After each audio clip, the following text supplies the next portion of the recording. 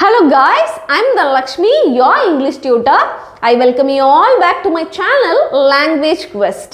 இன்னைக்கு நம்ம பார்க்க போற வீடியோ அப்படிங்கிறது பிகினர்ஸா இருக்கட்டும், இன்டர்மீடியேட்டா இருக்கட்டும், அட்வான்ஸ் லேர்னரா இருக்கட்டும். இப்பதான் இங்கிலீஷ் கத்துக்கிறேன் அப்படின்னு இருந்தாலும் சரி, நான் ஓரளவுக்கு பேசுவேன், ரொம்ப நல்லா பேசுவேன். ஸோ இந்த மாதிரி எந்த கேட்டகரியா இருந்தாலும் ரொம்பவே யூஸ்ஃபுல்லா இருக்கக்கூடிய டாபிக் தான் இன்னைக்கு நம்ம டிஸ்கஸ் பண்ண போறோம். அது என்ன அப்படின்னா பை த டைம், இந்த ஃப்ரேஸினுடைய யூசேஜ் என்ன அப்படிங்கிறத லேர்ன் பண்ண போறோம். Especially by the time use பண்ணி ஃபியூச்சர் டென்ஸ்ல நம்ம எப்படி யூஸ் பண்ணணும், எப்படி பேசணும் அப்படிங்கிறத கத்துக்க போறோம். பை த டைம் அதனுடைய மீனிங் ஃபர்ஸ்ட் பாருங்க. அந்த நேரத்திற்குள் இல்லைனா அந்த சமயத்திற்குள் அப்படியெல்லாம் சொல்றதுக்கு தான் இந்த பை த டைம் அப்படிங்கிற ஃப்ரேஸ் நம்ம இங்கிலீஷில் யூஸ் பண்ணி பேசுவோம். ஓகேவா? ஸோ அதை ஃபியூச்சர் டென்ஸில் இந்த ஃபார்முலாவை யூஸ் பண்ணி பேச போகிறோம், இன்னைக்கு கற்றுக்க போகிறோம். என்னது? By the time subject verb 1 use பண்ணுவோம், அதுக்கப்புறம் அகெயின் சப்ஜெக்ட், அதுக்கப்புறம் will have plus verb 3 இந்த ஃபார்முலாவை யூஸ் பண்ணி தான் கற்றுக்க போகிறோம். ரொம்பவே இம்பார்ட்டண்ட்டான ஒரு லெசன் நம்ம இங்கிலீஷில் பேசி பழகிறதுக்கு. ஸோ இதை டீட்டெயிலாக கற்றுக்கிறதுக்கு முன்னாடி நம்ம சேனல் இது வரைக்கும் சப்ஸ்கிரைப் பண்ணாதவங்க சப்ஸ்கிரைப் பண்ணிவிட்டு பக்கத்தில் இருக்கிற பெல் ஐக்கானையும் கிளிக் பண்ணி வச்சுக்கோங்க. அப்போ தான் நம்ம போடக்கூடிய வீடியோஸ் உங்களை தொடர்ந்து வந்து சேரும். அப்புறம் என்ன, without any further delay let's get into the video. சரி, இப்போது இந்த பை த டைம் அப்படிங்கிறத ஃபியூச்சர் டென்ஸில் நம்ம எப்படி யூஸ் பண்ணி பேசுவோம் அப்படின்னா, இந்த மாதிரி தமிழில் பேசுவோம் இல்லையா? நம்ம தேட்டருக்கு போகிறதுக்குள்ள படம் ஸ்டார்ட் ஆகிருக்கும், நம்ம தேட்டருக்கு போகிறதுக்குள்ள படம் ஸ்டார்ட் ஆகிருக்கும் அப்படின்னு சொல்லுவோம் இல்லையா? எப்படி சொல்லுவோம்? அவள் ட்ரெஸ் பண்ணி கிளம்புறதுக்குள்ள டாக்ஸியே வந்திருக்கும். ஸோ இந்த மாதிரி ஒரு விஷயம் இப்படி நடக்கிறதுக்குள்ள அப்படி நடந்து இருக்கும் அப்படின்னு சொல்கிறதுக்கு இந்த ஃபார்முலா நம்ம யூஸ் பண்ணி பேச போகிறோம். இதுக்கு ஒரு எக்ஸாம்பிள் சென்டென்ஸும் பார்த்தீங்கன்னா கிளியராக புரியும். நான் வீட்டுக்கு வர்றதுக்குள்ள அம்மா டின்னர் சமைச்சிருப்பாங்க. ஸோ இந்த வீட்டுக்கு வர்றதுக்குள்ள அப்படி சொல்கிறோம் இல்லையா? அதற்குள், இதற்குள், இந்த நேரத்திற்குள் அப்படியெல்லாம் சொல்கிறோம் இல்லையா? அதுக்கு தான் பை த டைம் அப்படிங்கிறத நம்ம யூஸ் பண்ணி பேச போகிறோம். ஃபர்ஸ்ட் பாருங்கள் இந்த சென்டென்ஸு. நான் வீட்டுக்கு வர்றதுக்குள்ள அப்படி சொல்லியிருக்கோம் இல்லையா? ஸோ ஃபர்ஸ்ட் எடுத்தோன்னே இந்த மாதிரி சென்டென்சஸ்க்கு பை த டைம் அப்படிங்கிறது பிகினிங்கில் வந்துடலாம். ஃபார்முலாவில் அதானே நம்ம கொடுத்துருக்கோம். So by the time subject இங்கே என்ன கொடுத்துருக்குறோம்? நான் அப்படிங்கிறத இந்த இடத்துல சப்ஜெக்டாக இருக்குது. ஸோ பை த டைம் நான்னா ஐ இல்லையா? வீட்டுக்கு வர்றதுக்குள்ள அப்படின்னா ஐ ரீச் ஹோம்னு போட்டுக்கலாம். இப்போது இந்த இதுலேருந்து இது வரைக்கும் இருக்கக்கூடிய சென்டென்ஸ் வந்து முடிஞ்சுது. By the time I reach home. அம்மா அப்படின்னா என்னோட அம்மா இல்லையா? அப்போ மை மாம். ஃபார்முலாவில் என்ன இருக்குது பாருங்கள், சப்ஜெக்ட் வந்து மை மாம்னு எழுதியாச்சு. அதுக்கப்புறம் வில் ஹாவ் அப்படிங்கிறது போடணும். வில் ஹாவ் verb 3 யூஸ் பண்ண சொல்லியிருக்கிறாங்க. அப்போது என்னோட அம்மா சமைக்கிறது அப்படிங்கிறது தான் வேர்பு. வேர்ப்னா உங்களுக்கு தெரியும் இல்லையா? ஒரு சென்டென்ஸில் செய்யக்கூடிய வேலையை தான் சொல்லுவோம். அப்போது அதை verb 3 எழுதுன்னு சொல்கிறாங்க. அப்போ verb 3னா இங்கே மை மாம் வில் ஹாவ் குக்குடுன்னு போகணும். My mom will have cooked என்னது? டின்னர். இப்போ ரீட் பண்ணி பாருங்கள். By the time I reach home my mom will have cooked dinner அப்படின்னு சொல்கிறோம். ஸோ இந்த இடத்துல நிறைய பேருக்கு ரொம்ப கன்ஃபியூஸ் ஆகிற ஒரே விஷயம் வந்து verb 3னா என்ன, verb 2னா என்ன, verb 1னா என்ன, எத்தனை verb தான் இருக்குது. ஸோ இந்த மாதிரியான கன்ஃபியூஷன் எல்லாத்துக்கும் இருக்குது. ஈவன் நல்லா இங்கிலீஷில் பேசுகிறவங்களுக்கும் இருக்குது. ஸோ அதில் என்ன அப்படிங்கிறது மட்டும் சின்னதாக சொல்லிடுறோம், ரொம்ப டீட்டெயிலாக பார்க்க வேண்டாம், ஷார்ட்டாக எக்ஸ்பிளைன் பண்ணுறேன். verb 1 அப்படிங்கிறது ப்ரெசன்ட் டென்ஸில் யூஸ் பண்ணக்கூடிய வேர்பை தான் நம்ம என்னன்னு சொல்லுவோம்? verb 1ன்னு சொல்லுவோம். verb 2 வந்து பாஸ்ட் டென்ஸில் யூஸ் பண்ணக்கூடியது, அதாவது நடந்து முடிஞ்ச விஷயங்களை பற்றி பேசுகிறதுக்கு நம்ம யூஸ் பண்ணக்கூடிய வேர்பை வந்து verb 2ன்னு சொல்லுவோம். verb 3 அப்படிங்கிறது இந்த மாதிரியான சென்டென்ஸ், இதை தான் வந்து ஃபியூச்சர் பர்ஃபெக்ட்னு சொல்லுவோம். இப்போ நம்ம சொல்லியிருக்கோம் இல்லையா? நான் வீட்டுக்கு வரதுக்குள்ளே அம்மா சமைச்சிருப்பாங்க, பண்ணியிருப்பாங்க அப்படின்னு சொல்கிறோம்.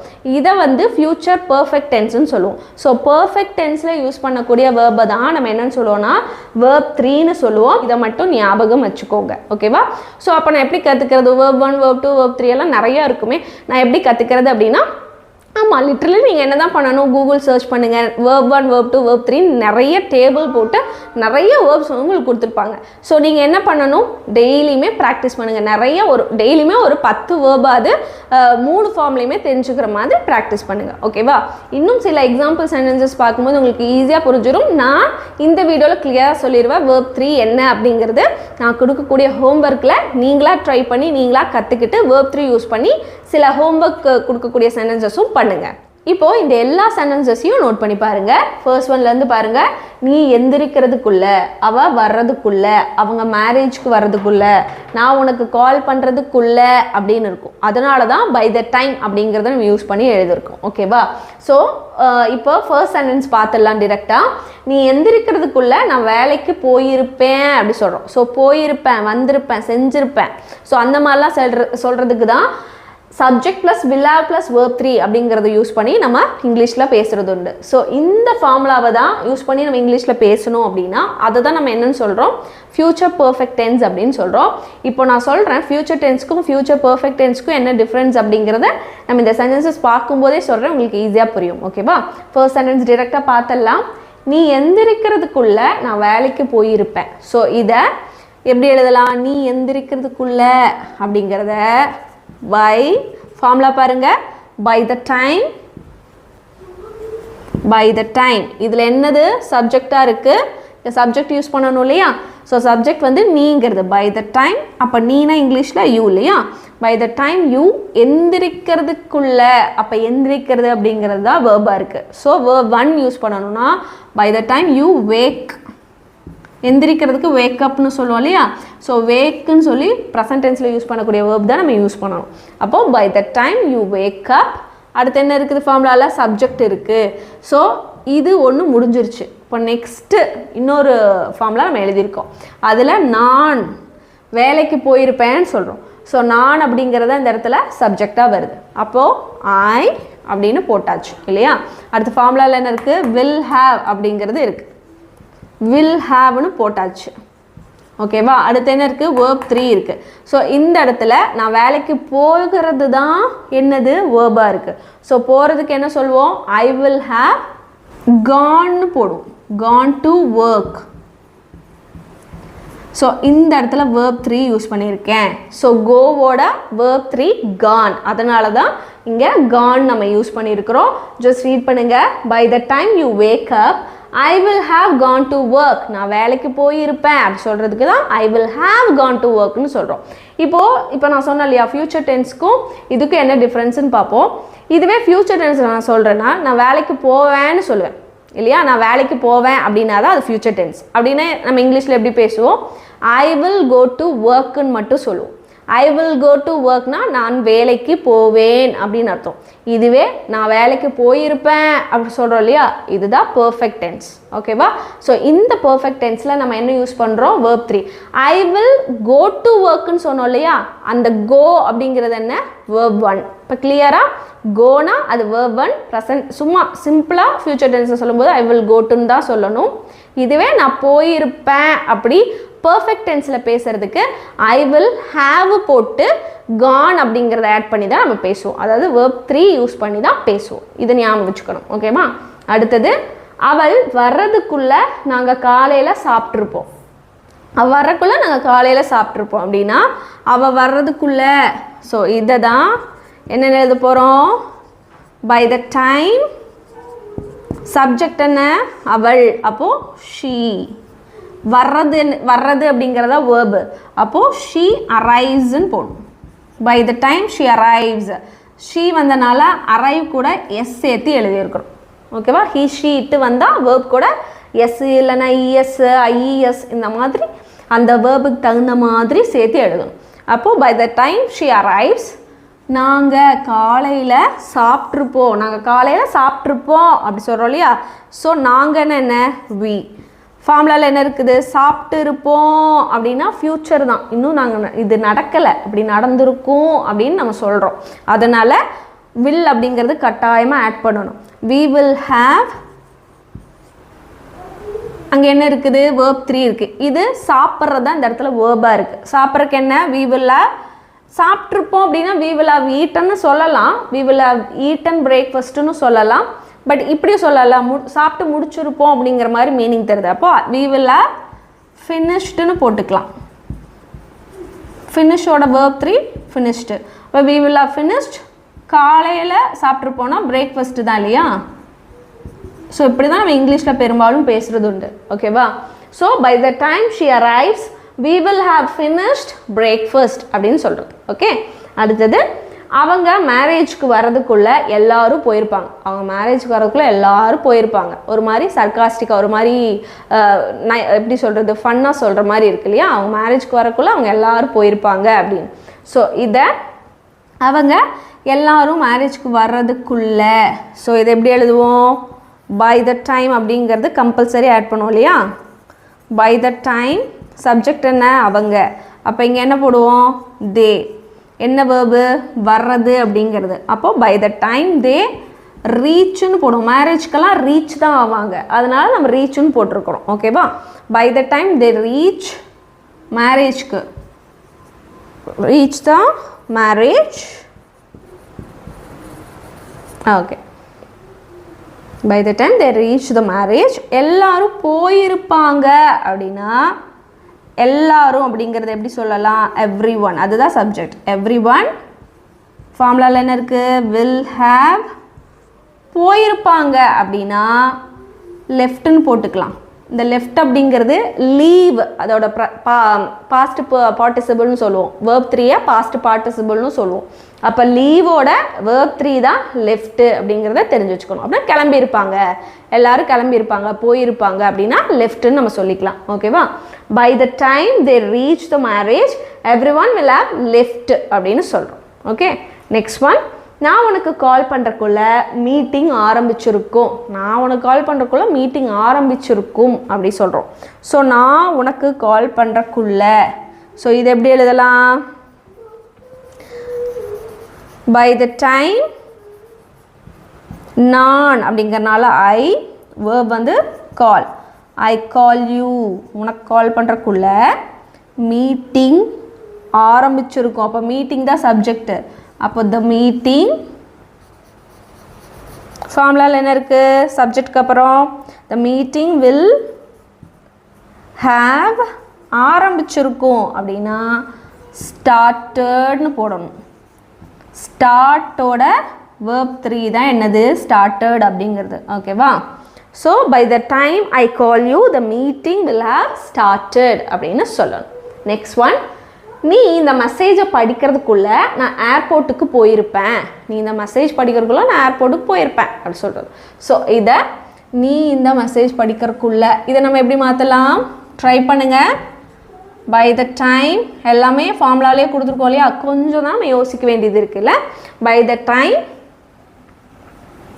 நீ அப்படிங்கிறனால யூ, படிக்கிறதுக்குள்ளனா யூ ரீட் இந்த message, this message. By the time you read this message, நான் ஏர்போர்ட்டுக்கு போயிருப்பேன் அப்படின்னா I will have, போயிருப்பேன்னா ரீச்டுன்னு போட்டுக்கலாம். I will have gone சொல்கிறத விட ரீச்டுன்னு போட்டால் இன்னும் ரொம்ப கரெக்டாக இருக்கும். அப்போ I will have reached the airport.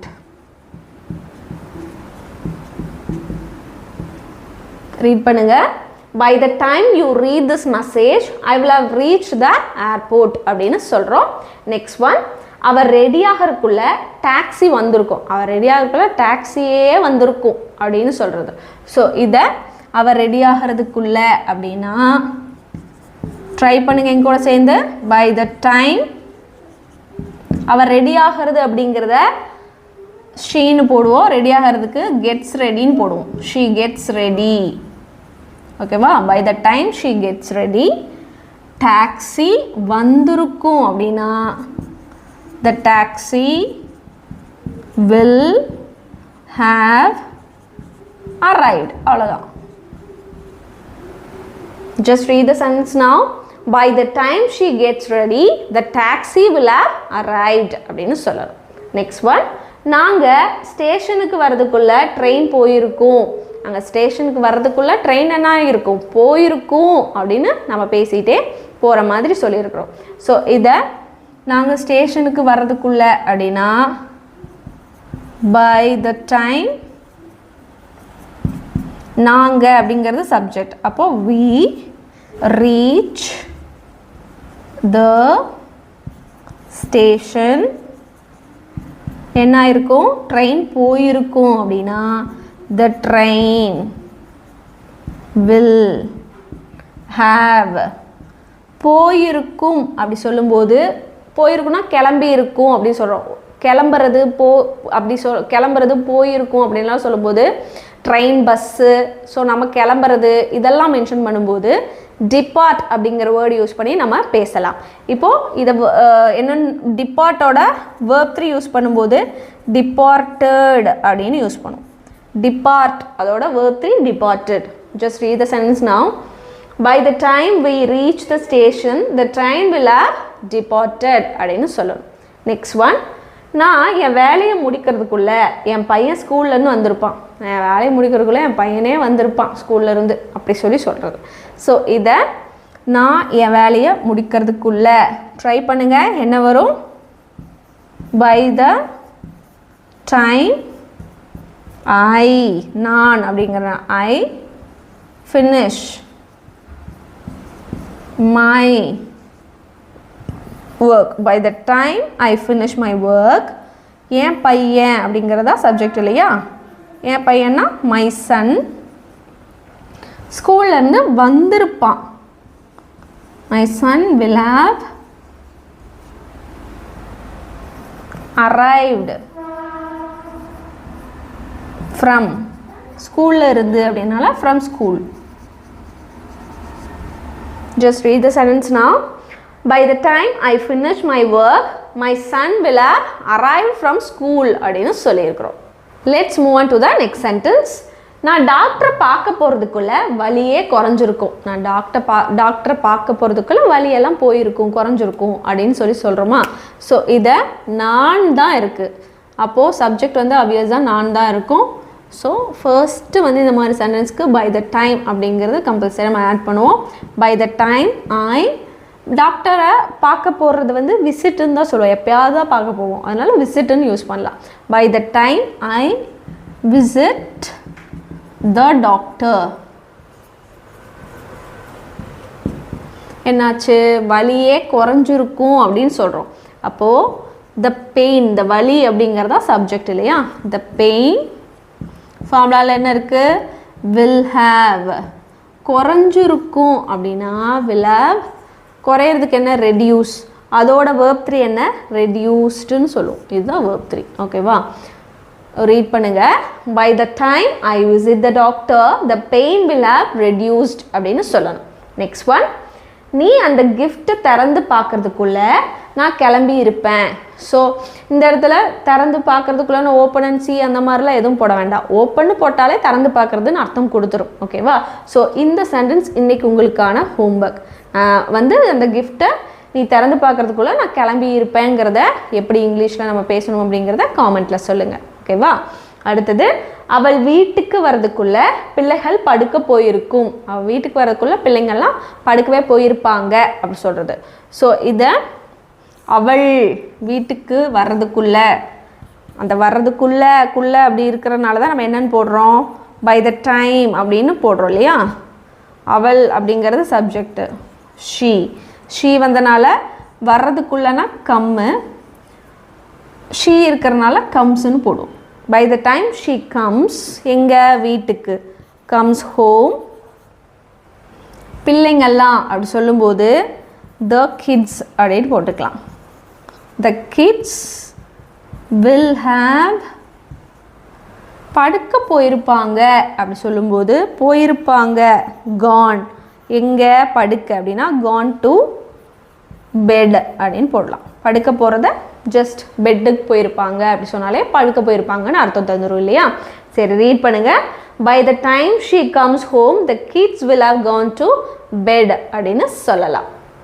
இதோட இன்றைக்கான லெசனை நம்ம சூப்பராக பார்த்து முடிச்சாச்சு. இன்றைக்கான லெசன் அப்படிங்கிறது எல்லா விதமான லேர்னர்ஸ்க்குமே ரொம்பவே யூஸ்ஃபுல்லாக இருக்கக்கூடிய ஒரு டாப்பிக்கை தான் நம்ம இன்றைக்கி டிஸ்கஸ் பண்ணோம். கண்டிப்பாக இன்றைக்கான லெசன் அப்படிங்கிறது ரொம்பவே யூஸ்ஃபுல்லாக இருந்திருக்கும்னு நினைக்கிறேன். நீங்களும் அதே மாதிரியே நினச்சிங்கன்னா நீங்கள் செய்ய வேண்டிய ஒரே விஷயம், இது வரைக்கும் நம்ம சேனலை சப்ஸ்கிரைப் பண்ணலைன்னா சப்ஸ்கிரைப் பண்ணிவிட்டு பக்கத்தில் இருக்கிற பெல் ஐக்கானையும் கிளிக் பண்ணி வச்சுக்கோங்க. அப்போ தான் நம்ம போடக்கூடிய வீடியோஸ் உங்களை தொடர்ந்து வந்து சேரும். இந்த வீடியோ யாருக்கெல்லாம் யூஸ்ஃபுல்லாக இருக்கும்னு நினைக்கிறீங்களோ அவங்க எல்லாருக்கும் ஷேரும் பண்ணிடுங்க. நான் உங்களை இன்னொரு யூஸ்ஃபுல்லான வீடியோ பார்க்குறேன். Until then, take care. Bye bye.